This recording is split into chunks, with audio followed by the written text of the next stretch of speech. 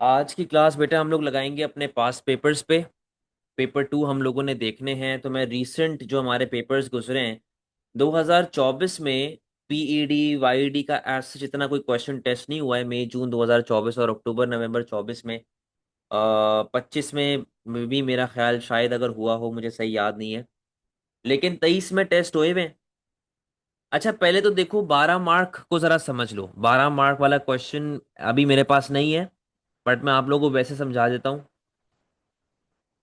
देखें, आप लोगों ने पीईडी वाईडी और एक्सईडी की बुराइयां बेनिफिट्स वगैरह सारी चीजें आप लोगों को नोट्स में भी दी हुई हैं, आप लोगों को डिटेल में समझाया हुआ भी है।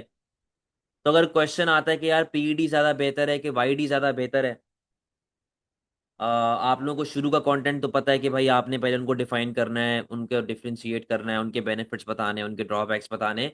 एंड में इवैल्यूएशन में जब आप जाएंगे तब आप कंपैरिजन करते हैं। देखिए बेटा, मैं पीईएस की अभी बात नहीं कर रहा। पीईएस मैंने नहीं पढ़ाया हुआ। जिन बच्चों ने पहले से एएस का कोर्स किया हुआ है वो अभी पीईएस का जिक्र ना करें। देखो, जब इस तरह की स्टेटमेंट आती है ना कि पीईडी बेहतर है, वाईडी बेहतर है कि एक्सईडी बेहतर है, इसका एक सिंपल सा फॉर्मूला है। सबसे अच्छा पीईडी होता है मेरी नजर में, ये मैं अपना नजरिया बता रहा हूं। सबसे अच्छा पीईडी होता है, उसके बाद एक्सईडी आता है, उसके बाद वाईडी आता है। Number 1, number 2, number 3। ठीक है, ये मेरा नजरिया है। आपका डिफरेंट होगा, आप डिफरेंट बात कर सकते हैं, आपकी मर्जी। क्योंकि इसमें रैंकिंग करना बड़ा आसान है। पीईडी हमेशा जीतेगा, सेकंड नंबर पे एक्सईडी आएगा, लास्ट नंबर पे वाईडी आएगा। ठीक है, अब जरा देखें मैं पीईडी को क्यों बेहतर कह रहा हूं। पीईडी इसलिए जीतेगा क्योंकि भाई देखो, प्राइसेस प्रोड्यूसर के हाथ में होती है। ये 12 मार्क का कंटेंट है। प्राइस जो है वो प्रोड्यूसर के हाथ में होती है। प्राइसेस के हिसाब से प्रोड्यूसर को भी पता होता है, गवर्नमेंट को भी पता होता है क्या करना चाहिए। प्रोडक्ट के नेचर को देख के हम लोग ये अंदाजा लगा सकते हैं कि हमारी डिमांड इलास्टिक होगी कि इन इलास्टिक होगी। तो मुझे वाईडी की बुराइयां भी बतानी है कि लोगों की इनकम छुपी हुई होती है। भाई मैं कितने पैसे कमाता हूं ना आपको पता है ना गवर्नमेंट को पता है, सही है ना। फिर इसके अलावा इनकम के लिए मार्केट रिसर्च चाहिए। मार्केट रिसर्च एक्सपेंसिव भी होती है, कॉस्टली होती है, ऑथेंटिक है भी कि नहीं है। टैक्स एवेजन के मसले, टैक्स अवॉइडेंस के मसले, इनकम के लिहाज से। तो बेटा ये आपको कंपैरिजन करना है। कंपेयर करोगे ना आप बोलोगे कि यार ये फायदे हैं पीईडी के ओवर वाईडी, और ये फायदे हैं वाईडी के ओवर पीईडी। तो फिर वो इवैल्यूएशन में बात जाएगी। बट इवेंचुअली मेरे हिसाब से PED is the best way for producer wants to maximize his profit. Depending upon the nature of his product he can increase और डिक्रीज हिज प्राइस लेवल। खत्म हो गई बात। ये मैंने इस तरीके से अपनी कहानी बता दी। अच्छा, अब सवाल ये कि सर एक्सीडी क्यों सुपीरियर होगा। एक्सीडी क्यों सुपीरियर होगा जी, ये AO3 के रीजन है। हमाद AO3 के रीजन। एक्सीडी क्यों सुपीरियर होगा भाई। एक्सीडी इसलिए सुपीरियर होगा कि यार सैमसंग को पता है कि उसका क्लोजेस्ट जो सबसे खतरनाक कंपैरेटर है वो आईफोन है। ठीक है ना। तो वो उस हिसाब से डिसीजंस लेगा, उस हिसाब से वो जो है वो क्या कहते हैं पॉलिसीज निकाल रहा होगा। उन हमें पता होता है क्लोज सब्स्टिट्यूट कौन है, वीक सब्स्टिट्यूट कौन है। अब पेप्सी को ये बात मालूम है कि सेवन अप उसका क्लोज सब्स्टिट्यूट नहीं है, कोक उसका क्लोज सब्स्टिट्यूट। तो कॉम्प्लीमेंट्स की नॉलेज होती है, प्रोड्यूसर्स टैक्टिक्स बना सकते हैं, फीचर्स लेके आ सकते हैं। सैमसंग क्यों अपनी क्वालिटी पे इतना फोकस कर रहा है, क्यों इतने फीचर्स पे इतना फोकस कर रहा है, कोई रीजन है ना फोकस करने के पीछे। तो ये 12 मार्क के हिसाब से बेटा मैं आपको इवैल्यूएशन वाला गेम बता रहा हूं। मैं आपको गेम बता रहा हूं जहां पर आप कंपैरिजन करते हैं AO3 के लिहाज से। अब जरा आ जाए हम लोग बात करते हैं अपने पास पेपर क्वेश्चंस पे। बेटा पहले मैं बात कर रहा हूं फेब मार्च 2024 पेपर 22। क्वेश्चन को देखें। With the help of a formula, with the help of a formula explain the meaning of income elasticity of demand and consider the extent to which a rise in income will increase the consumption of all goods and services। अब देखो इस सवाल में इतनी बातें छुपी हुई हैं और बच्चा इतनी डम हरकतें करता है कि आपके मार्क्स नहीं आते। बेटा देखो, according to current checking criteria जो मैं भी फॉलो कर रहा हूं after looking at the examiners answer script, जो मैं भी फॉलो कर रहा हूं वो ये है कि भाई हल्का सा भी मसला है ना, 0 मार्क, कोई गुंजाइश है ही नहीं चेक करने की यार। अब देखो सवाल को देखो। With the help of a formula knowledge, formula देना पड़ेगा आपको। Percentage change in quantity demand over percentage change in income, क्योंकि इनकम इलास्टिसिटी ऑफ डिमांड की बात कर रहे हैं। With the help of a formula explain the meaning of income elasticity of demand. रुक जाओ यहां तक। नॉलेज में क्या क्या बातें आ गई कि वाईडी क्या होता है, वाईडी का फॉर्मूला क्या होता है? फॉर्मूले से कितनी वैल्यूज आती हैं? Positive, negative, zero, positive normal, negative inferior और जीरो नेसेसिटी गुड। ठीक है, ये नॉलेज का पार्ट होगी। And consider the extent to which a rise in income will increase the consumption of all goods and services. All goods and services में बेटा normal भी आता है, इंफीरियर भी आता है, नेसेसिटी भी आता है। बच्चा यहां पे इतनी डम हरकत करता है, वो जब बताना शुरू करता है ना, वो बोलेगा कि भाई नॉर्मल कहता है कि जी इनकम बढ़ेगी तो डिमांड बढ़ेगी, ये देखो जी डायग्राम में आपके पास इनकम बढ़ गई तो डिमांड बढ़ गई। इन्फीरियर कहता है जी इनकम कम होगी तो डिमांड आपके पास बढ़ेगी, ये जी आपके पास ये डायग्राम आ गई है, ये देख लें, इनकम कम करके दिखा देता है इन्फीरियर में। ओ भाई उसने क्या बोला है? उसने क्या बोला है? राइज। बेटा दिमाग से, दिमाग का इस्तेमाल किया करो एग्जाम में। उसने जब आपको बोला हुआ है कि राइज इन इनकम, आप क्यों इनकम डिक्रीज करके दिखा रहे हैं? एक सेकंड जरा रुकिएगा, मैं आ रहा हूं, गेट पे कोई आया हुआ है।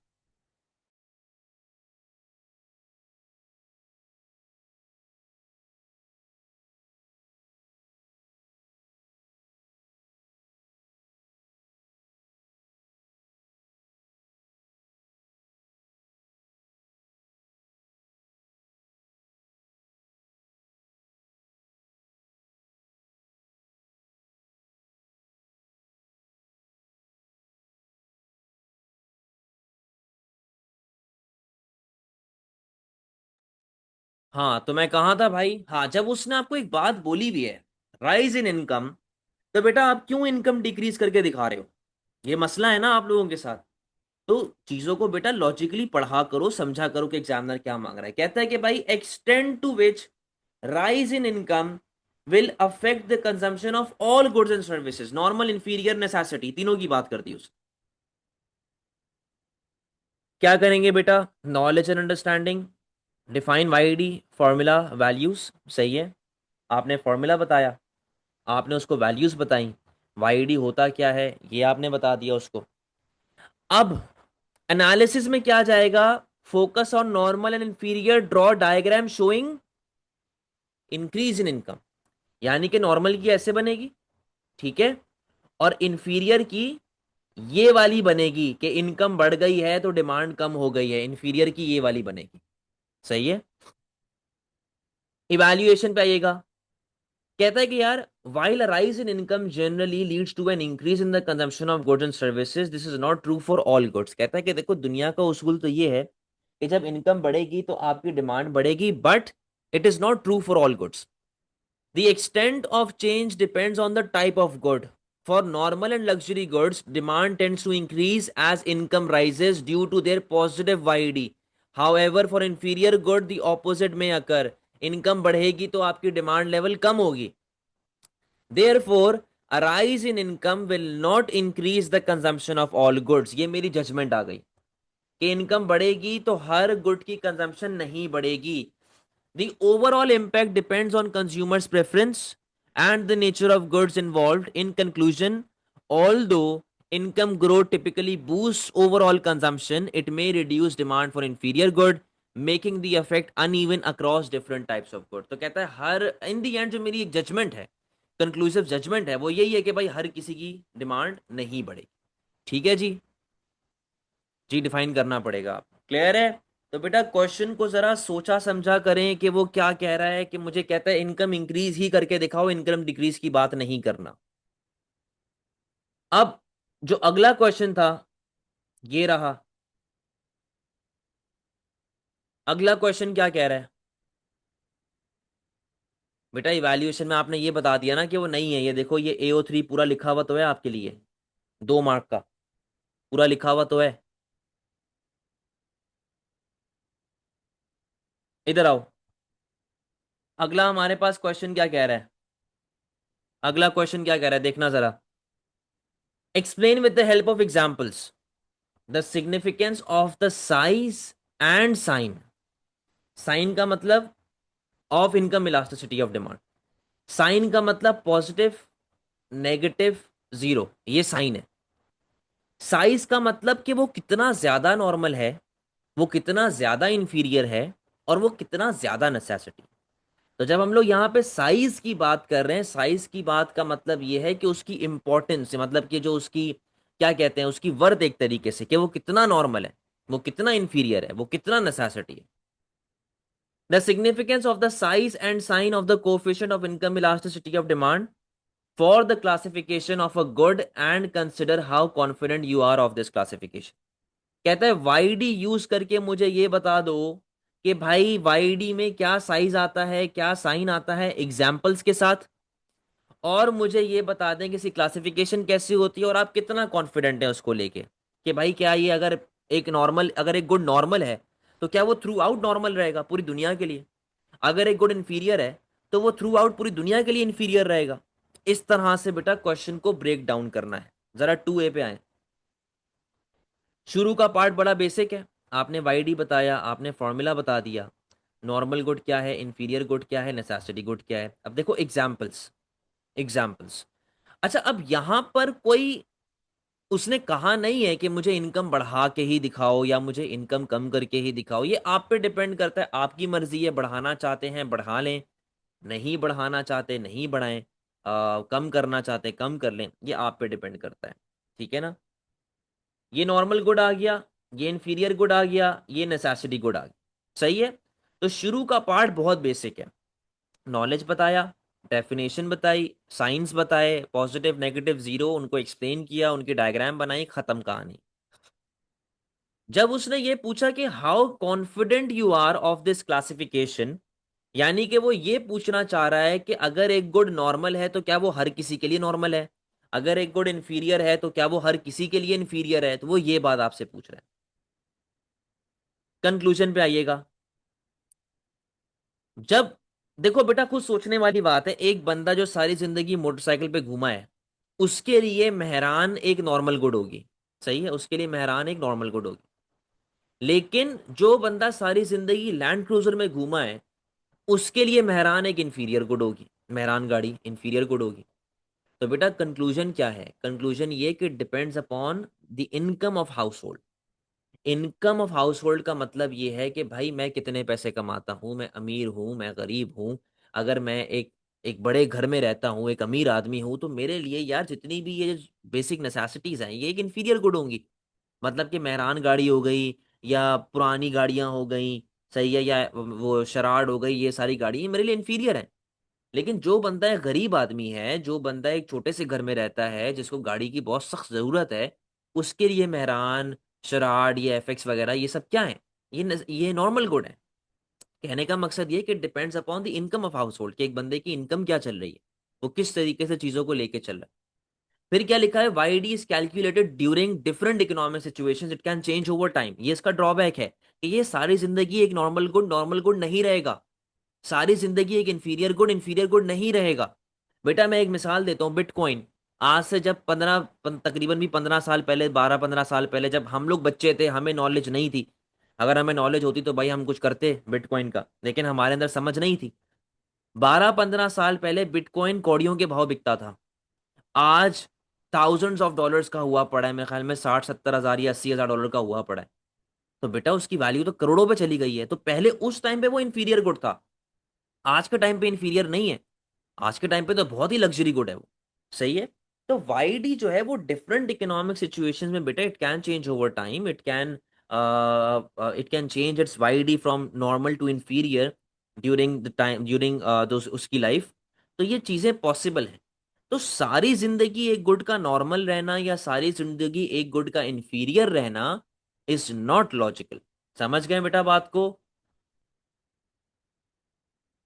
क्लियर है कहानी। ये नोट्स में वैसे ऑलरेडी लिखा हुआ है सब कुछ, अगर आप लोगों को स्क्रीनशॉट लेना हो तो आप लोग स्क्रीनशॉट भी ले सकते हैं।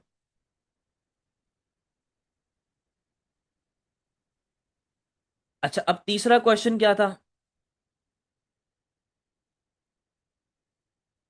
With the help of a formula, again knowledge, explain the meaning of cross elasticity of demand. कहता है कि मुझे एक्ससीडी का मतलब बता दें, फॉर्मूला के साथ मुझे एक्ससीडी का मतलब बता दें कि एक्ससीडी होता क्या है।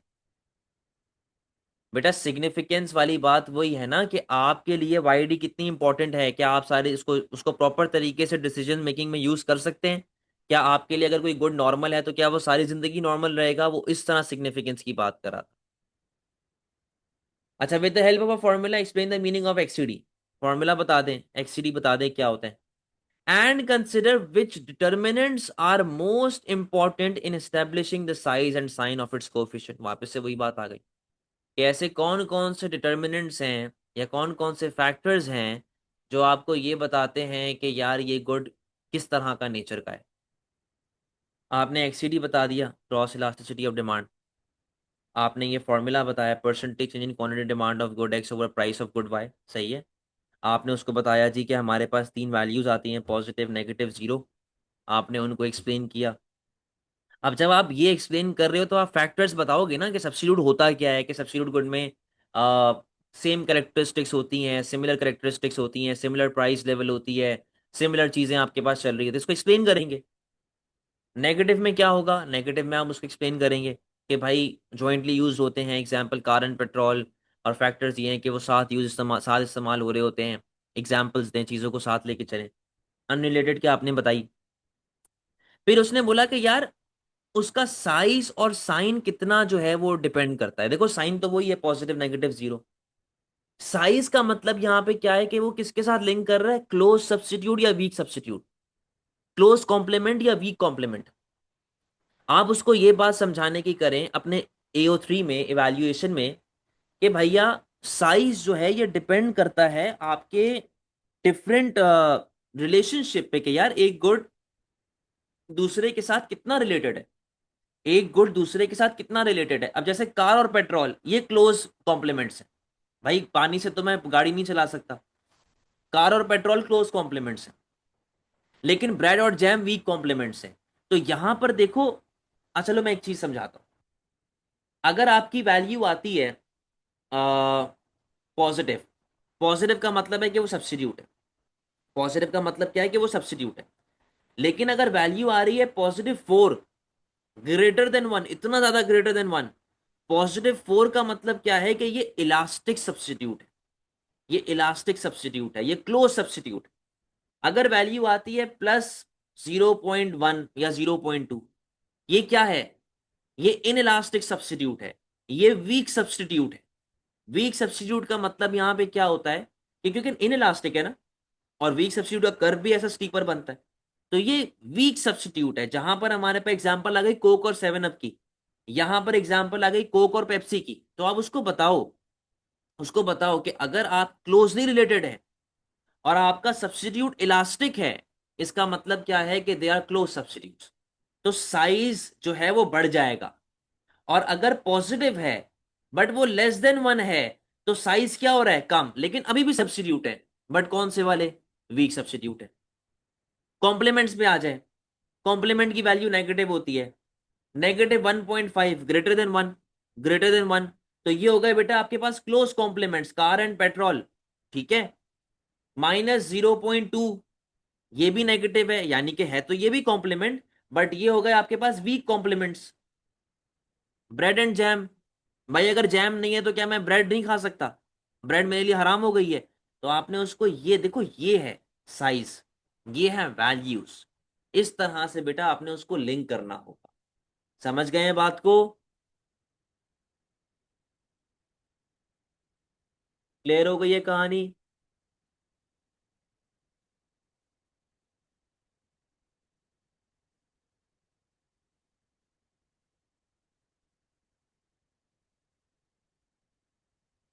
अच्छा, एक और सवाल है, वो देख लेते हैं, फिर हम लोग क्लास को ऑफ करेंगे। ये फेब मार्च नहीं, एक सेकंड, ये कौन सा ईयर था? ये तो हम लोग कर चुके हैं ना। मैं 2024 के पास पेपर में से ढूंढता हूँ कि कोई मुझे अगर मिल जाता है तो हम लोग वो भी अटेम्प्ट कर लेते हैं।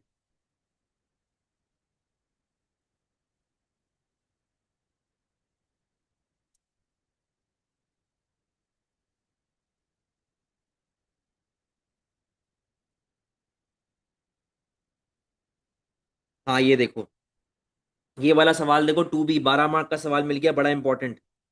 2B। अच्छा, इसका स्क्रीनशॉट ले लें। ये ईयर कौन सा है?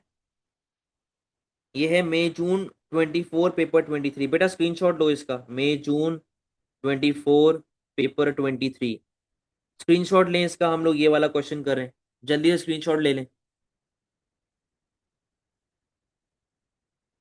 ठीक है, अब और एक ग्रुप पे भेज देना। Assess whether XED is likely to be more important in determining the demand for electric cars than YD। कहता है कि इलेक्ट्रिक कार्स की डिमांड को डिटरमिन करने के लिए XED is more useful than income elasticity of demand. तो अब यहां पे जरा देखो, ये रहा बेटा, मैंने जिस तरह आपको एक फॉर्मेट बताया हुआ है, शुरू में दोनों को डिफ्रेंशिएट करें, इंडिविजुअल बात के बेनिफिट्स, इंडिविजुअल बात के ड्रॉबैक्स, और एनालिसिस करने के बाद इवैल्यूएशन में आपको दोनों को कंपेयर करना पड़ेगा। इलेक्ट्रिक कार की बात कर रहा है, गाड़ियों से ही लिंक करना है, मोटरसाइकिल से लिंक नहीं करना। XED formula values mention close and weak substitute. Benefits क्या आपने बता दिए कि भाई इलेक्ट्रिक कार का सब्स्टिट्यूट क्या है, petrol car, CNG car, diesel car, ठीक है ना। तो एक्सीडी के बेनिफिट्स क्या हैं कि वो आपको सब्स्टिट्यूट्स के बारे में बताता है। आप प्राइसिंग स्ट्रैटेजी उस हिसाब से कर सकते हैं। देखो आजकल वो बीवाईडी की गाड़ियां आ रही है, करोड़ों रुपए से ऊपर की गाड़ियां हैं, इलेक्ट्रिक कार्स हैं। तो बेटा करोड़ों रुपए से ऊपर जो हमारे फ्यूल कार है उसको उस लेवल की क्वालिटी देनी पड़ेगी, तभी लोग इलेक्ट्रिक कार छोड़ के फ्यूल कार की तरफ आएंगे। लिंक विद कॉम्प्लीमेंट्स, गाड़ी का हम लोग चार्जिंग पोर्ट लगा दें, जैसे पीएसओ है, पीएसओ ने भाई कार चार्जिंग के पोर्ट लगाने शुरू कर दिए। पाकिस्तान में अब इलेक्ट्रिक कार का रुझान आ रहा है, तो बहुत ही लिमिटेड जगहों पे, बट फिर भी बहुत ही लिमिटेड जगहों पे कार चार्जिंग के पोर्ट लगे पड़े। तो बेटा आपने यहाँ पे कॉम्प्लीमेंट के साथ लिंक किया। पेट्रोल स्टेशन, जिस तरह गाड़ी का कॉम्प्लीमेंट पेट्रोल होता है, वैसे ही गाड़ी जो इलेक्ट्रिक कार है उसका कॉम्प्लीमेंट क्या होगा, कार चार्जिंग पोर्ट। ठीक है। Drawback, accuracy problem, consumer perception, perfect substitute are difficult to find. भाई इलेक्ट्रिक कार का परफेक्ट सब्स्टिट्यूट क्या होगा। तो ये सारे बेनिफिट्स एंड ड्रॉबैक्स नोट्स में ऑलरेडी आपके पास गिवन। वाईडी पे आ जाए, फॉर्मूला आ जाएगा, वाईडी आ गया, normal elastic, normal in elastic आपने ये बता दिया। कार शोरूम के साथ लिंक कर लें कि भाई जब आप बूम में जाएंगे तो आप महंगी गाड़ी बेचेंगे, नॉर्मल गुड बेचेंगे, रिसेशन में जाएंगे तो आप इंफीरियर गुड बेच रहे होंगे। बेनिफिट्स क्या हैं, इकोनॉमिक लाइफ साइकिल के साथ आप लिंक करो, लॉन्ग टर्म ट्रेंड्स के लिए अच्छा होता है। मार्केट सेगमेंटेशन, क्या आप सिर्फ अमीर लोगों को टारगेट कर रहे हैं, बेटा बीवाईडी कभी भी किसी किसान को तो टारगेट करेगा नहीं कि किसान आके उससे गाड़ी खरीदेगा, करोड़ों रुपए की गाड़ी किसान कहाँ से खरीदेगा भाई। तो मार्केट सेगमेंटेशन में आसानी होती है। However instability of income, income आपकी चेंज होती रहती है, ऊपर नीचे हो सकती है, हर किसी का स्पेंडिंग पैटर्न डिफरेंट है। बेटा मेरा हो सकता है कि मेरा माइंडसेट ऐसा हो कि मेरे पास 10 करोड़ भी हो, मैं तब भी इलेक्ट्रिक कार नहीं खरीदूंगा, मुझे पसंद नहीं है। तो हर किसी का एक डिफरेंट स्पेंडिंग पैटर्न होता है। नॉन इनकम फैक्टर्स को, यानी कि मार्केट को, सब्सिट्यूट्स को, कॉम्प्लीमेंट्स को, इन सबको ये इग्नोर करता है। सही है। तो ये हो गई आपकी ओवरऑल बॉडी। पार्ट बी का AO1 AO2 ये आपका पूरा कंप्लीट हो गया, प्लस डायग्राम्स आप बनाते रहेंगे साथ साथ, डायग्राम्स लिखने की मुझे जरूरत ना हो वापस। अब इवैल्यूएशन देखो, the importance of each elasticity of demand depends on the market situation. Cross elasticity of demand may be more useful in short run, especially when electric cars compete directly with petrol or hybrid cars. It helps businesses and governments understand how demand will react if the price of substitute changes. अब मैं ये फायदा बता रहा हूं एक्सीडी का over वाईडी, भाई short run में फायदेमंद है, बताएगा डायरेक्टली क्या इफेक्ट आ रहा है, किस तरह आ रहा है। But in YD, income elasticity of demand can be more important in the long run. अब देखो शॉर्ट रन में फायदा किसका है, एक्सीडी का, लॉन्ग रन में फायदा किसका है, वाईडी का। As electric cars are still relatively expensive, demand may rise slowly in low income groups and more quickly in high income ones। कहता है कि भाई क्योंकि ये एक तरीके से ज्यादा महंगी होती है, तो हाई इनकम ग्रुप में इनकी डिमांड फौरन से बढ़ सकती है, बट लो इनकम ग्रुप में इनकी डिमांड जो इतनी ज्यादा तेजी से नहीं बढ़ेगी। सो YD helps explain how affordability affects demand over time. Also, as prices fall and incomes grow, electric cars may become more of a normal good with high YD। High YD का मतलब ज्यादा इलास्टिक, ठीक है।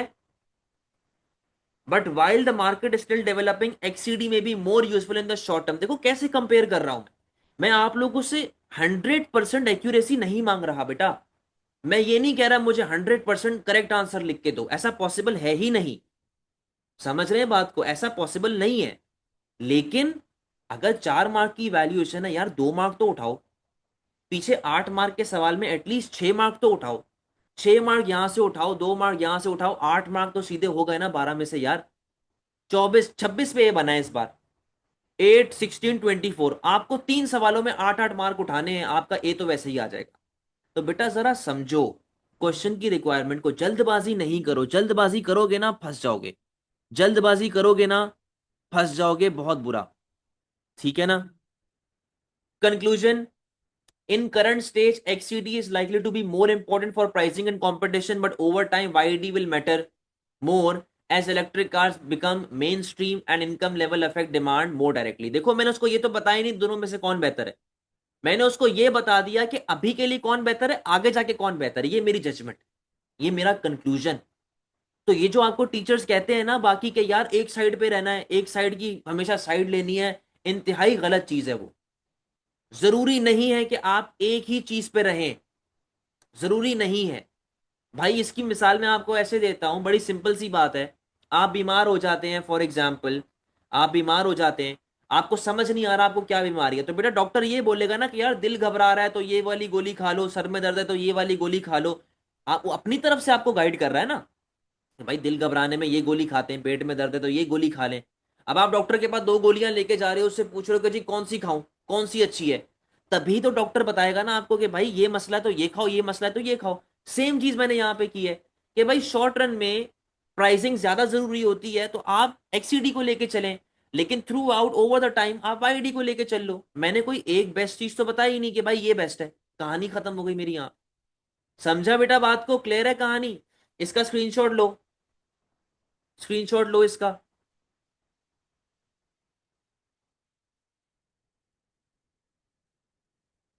Screenshot ले लें।